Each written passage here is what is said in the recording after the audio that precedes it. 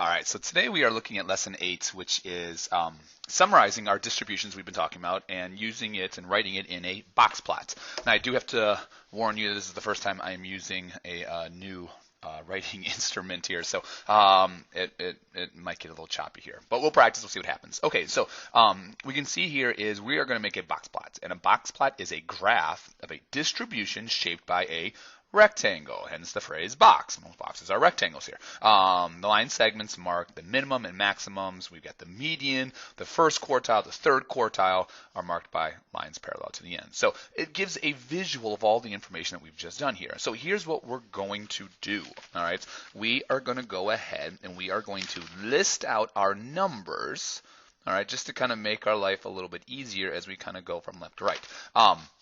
So what we're going to do, though, is we're going to come back to this opening exercise. What I want you to do is you're going to go ahead and we're going to skip on down to the next problem, which is on the next page, which is example number 1. Now, because that gives us a smaller number amount, and I think it's going to be a little bit easier to see. So it says in example 1 here, use the given number line to make a dot plot and a box plot for this data. Okay, so dot plot first. We've seen dot plot. That's our good friend there. We use our dot. So we go to 20 and we place a dot there. So bye-bye, you're gone. 21 is our next one. So that'd be kind of like right around there. Bye-bye. 25, hello. 31, right about there. We got 35, right about there. 38.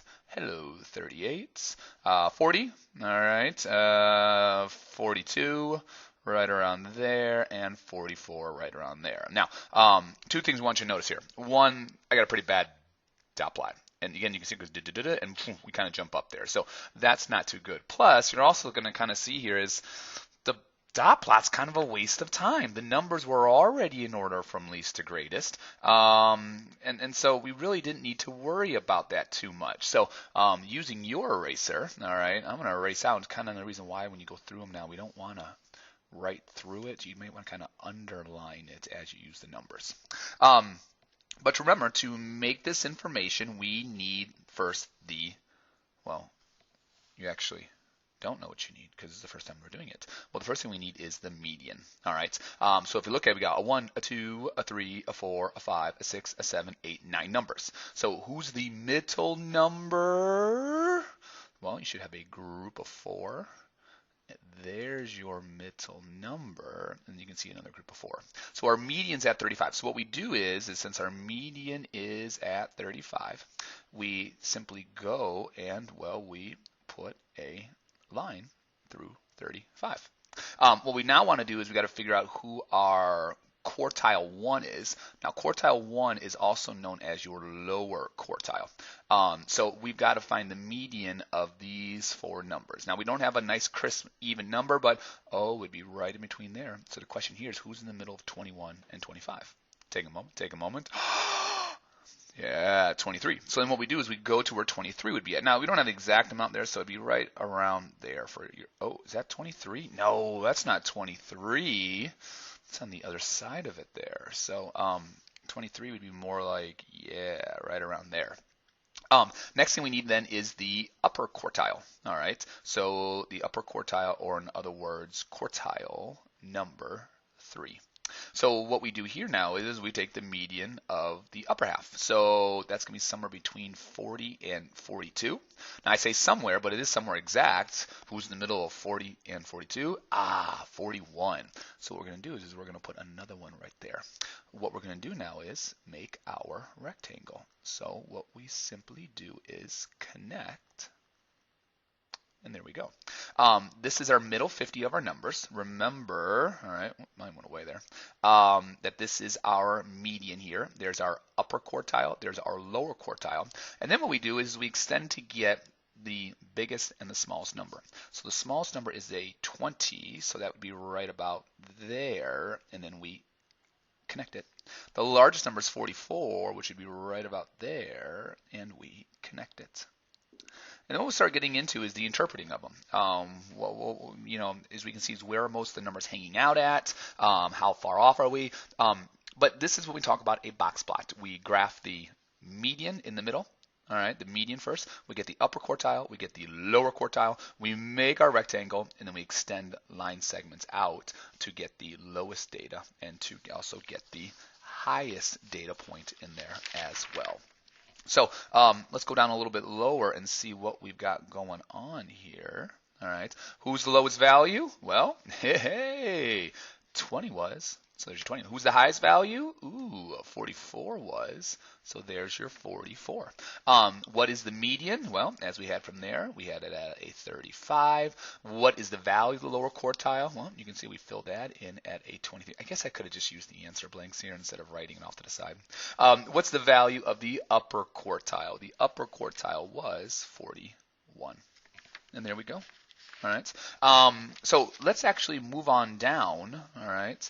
Let's actually move on down and see. I'm kind of doing the opposite here. Here they're giving us a box plot and they want us to fill in the information. Now, the thing about this is you can do a box plot right on the number line like I did last time, or you can do it above it like you see in this particular one. But let's see here, lowest value. Lowest value goes all the way out to the end. So if we, yeah, you can see it's a 5. And again, this is the nice thing about putting it actually on the number line is we don't have to try to match things up. Highest value, take a moment, and you say, did you? Yeah, it's a 40, that's there.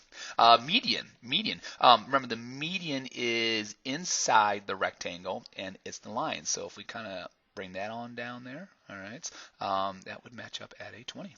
Lower quartile is the end of your rectangle. So again, if we match it up there, all right, we should be at a 15.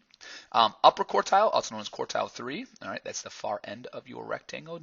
Now this is where you get a little bit, what do you say? I take 27 from you, I take 28 from you, all those type of things. You curious what I'm going to say? You curious what I'm going to, yeah, I'm going 27, all right, but I would take 28 from you, all right. So what we're going to do now is we talked about, we can kind of analyze a little bit. Whose data is more spread out? Well, what we can use is, do you remember? Interquartile range. Yeah, so interquartile range, quartile 3 minus quartile 1. So we do 27 minus 15, hello, 12. If we go back, all right, to the previous problem that we just ended up doing, the quartile 1 and quartile 3 is kind of what we need there. If you go back and use those, that's 41. That was pause to let you kind of go back and look at it there. I know you were waiting for me. All right, so it'd be 41 minus 23. When we subtract 41 minus 23, we get 18. So because this had a larger range, this had the large one, this would be the one that is more spread out. Now the question is, whose was that? All right, and there's actually a typo that's in it because they don't really make reference to the names that are there. It's actually Mrs. Smith. This is Mrs. Jones information that's above it. Mrs. Smith is on the other side. So it is Mrs. Smith is more spread out because the IQR does give us a larger value. And that's the big thing there is your interquartile range. The more spread out your interquartile range is, that means the more numbers that you've had, well, spread out. Oh, good for you. I know. You're happy about that. So, you know what I think we're going to do? I think we're going to stop right there. If we go back to this particular problem, we're going to have to list them all out. I think we've got enough with today, so let's hold on to that. We can come back to that later on to kind of go through it. And plus, it kind of walks you through it step by step. So it's a nice problem for you to try, all right, if you want. When we look back up, we talk about studying and all that type of good stuff. So let's just kind of send you on your way, all right, and we'll take care of the rest of it tomorrow. There you go, school's out.